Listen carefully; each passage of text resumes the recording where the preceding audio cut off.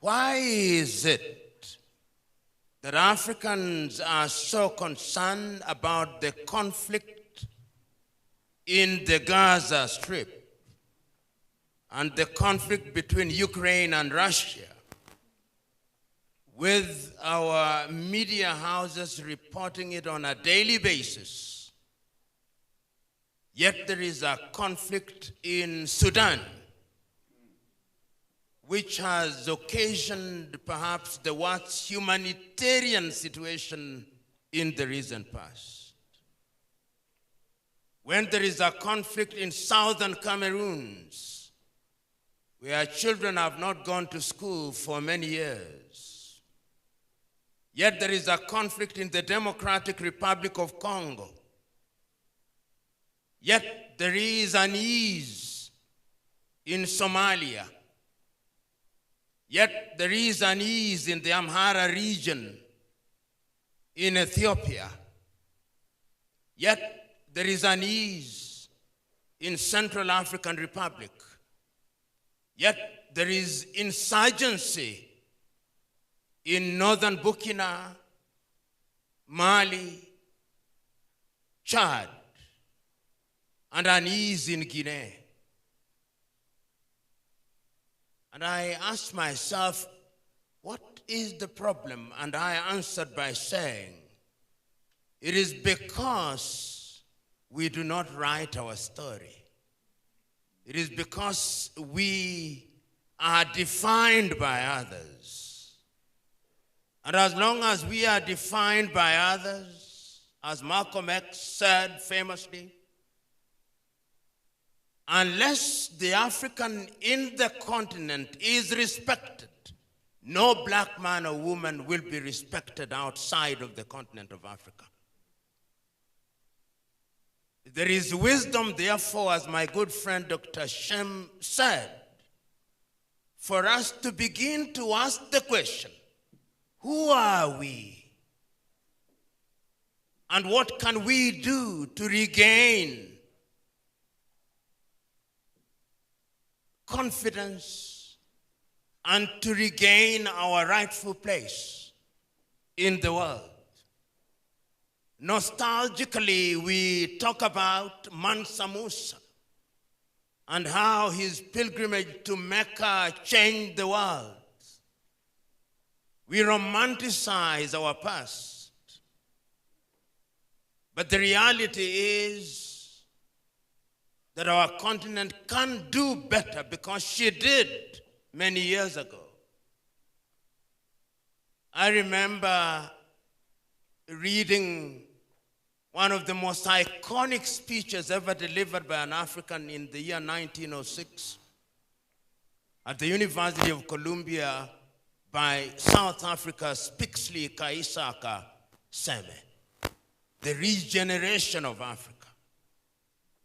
That speech went into history, talked about the pioneering movers of Pan-Africanism, such as Sylvester Williams, such as Marcus Garvey,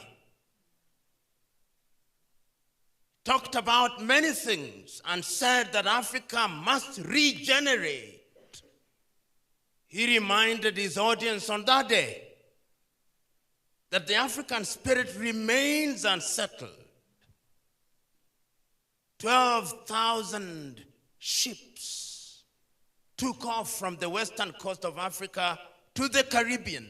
12,000. 1.8 million lost in the seas. We do not know how many died when they arrived.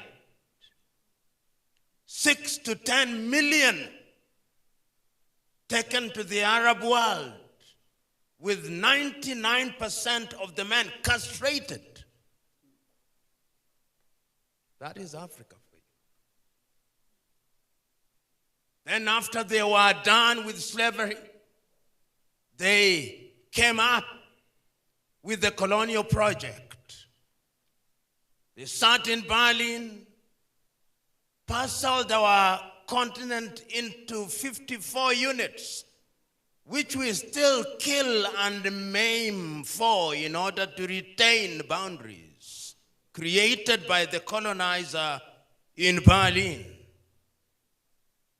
Then today they refer to our continent pejoratively, I suspect, as francophone, to mean we are speaking French, not Bambara.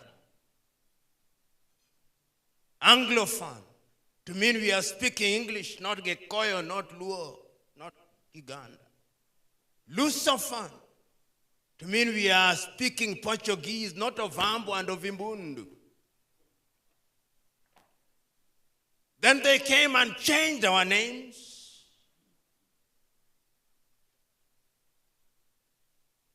Then at one time, they even said that God could not understand our languages. God could only speak in Latin.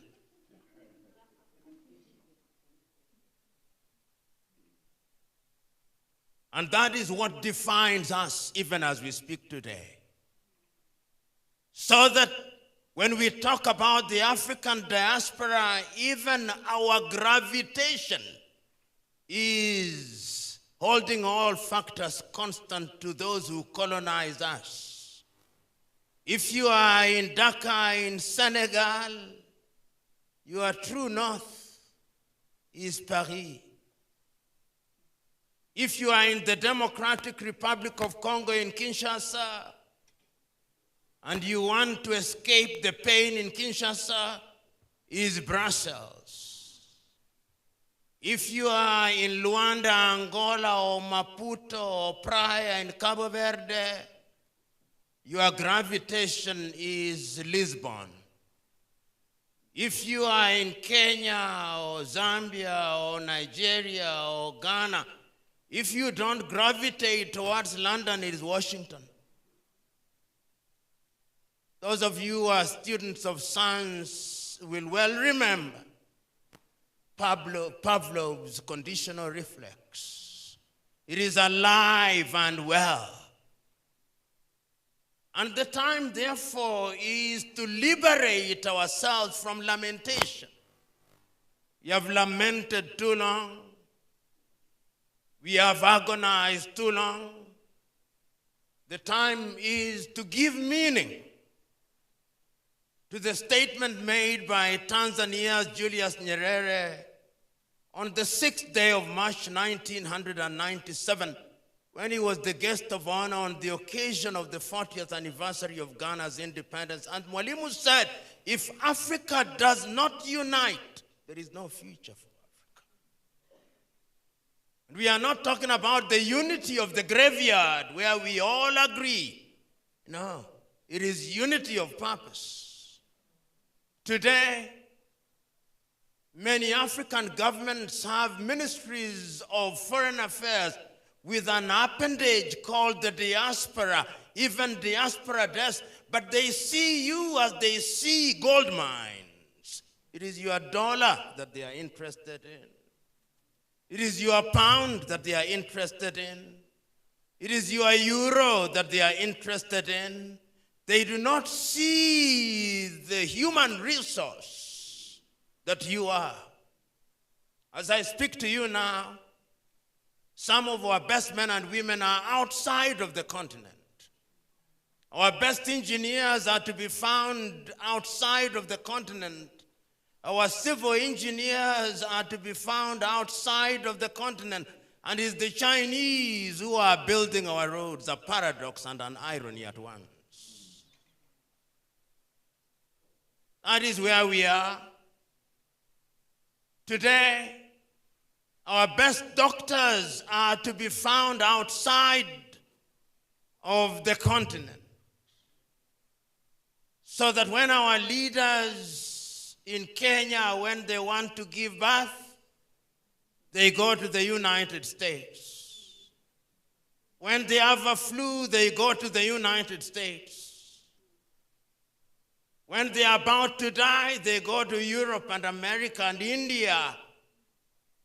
That is why Vladimir Putin is said to have said, but I doubt whether he said it, but that notwithstanding, he said to have said that Africa is only a graveyard for her leaders. We can do better. Because history has demonstrated that whenever we wanted to do better, we did.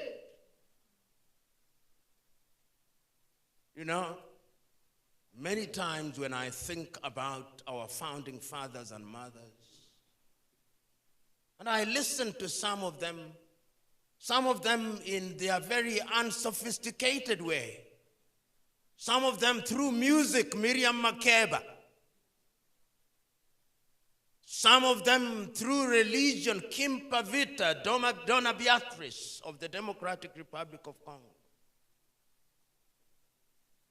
Some of them through the political platform, Kwame Nkrumah, Ahmed Sekou Touré, Mwalimu Nyerere, Samora, Moises Machel. Without internet, without what you and me have today, they were able to organize. When Marcus Mosias Garvey was telling people to come back home, he had no internet. No Boeing, no Airbus. When Sylvester Williams was convening the first Pan-African meeting from Trinidad and Tobago, how did he communicate? But they did it. So what must we do? You know, 2 days ago, I was invited to the Africa-Korea meeting at the University of Nairobi on the 6th of August. And I looked at the statistics that Korea, which was smaller in her economy than Kenya in 1963, today has a GDP of 1.7 trillion with a population of 51 million. And the entire continent of Africa has a GDP of no more than 2.8 trillion. That Norway, with a population of less than 10 million, has a sovereign fund of 1.7 trillion. And Africa Exim Bank only has a small fund of 4 billion, and we shout about it. We should shut up. If you look at our men and women in the diaspora, give or take, the statistics are known to you. But if you look at persons of Africa or African descent, no less than 250 million, second only to Nigeria. And if you look at the income that they generate every year, the good Dr. Shemu Chodo has only given you the statistics which are the tip of the iceberg. The story requires that we pause and ask,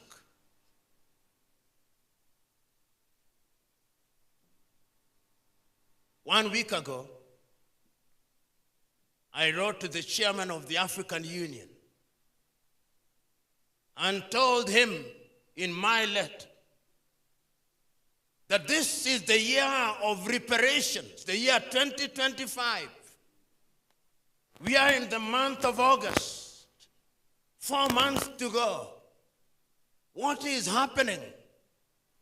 Of course, I said, rather unkindly, that, sir, when we are elected, we thought you'd do better, but you have gone back to the factory setting.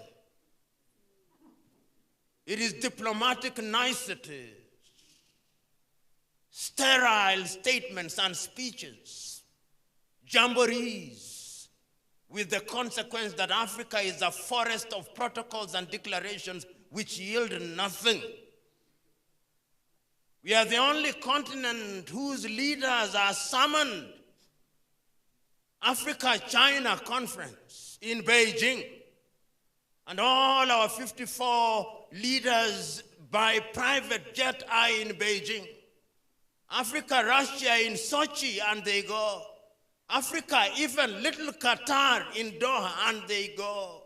Africa, Washington, and they go. And the President of the United States of America has the temerity to ask an African president how well he speaks English.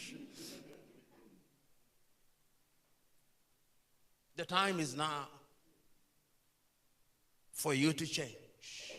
And it is people in the diaspora that have changed their societies. Look through history. The state of Israel was created by their diaspora. You have a duty. The time is now for us to reflect and ask ourselves, what will our generation do? My good friend Kennedy said, and he says in his book, that every generation must find something for which it shall be known. They came,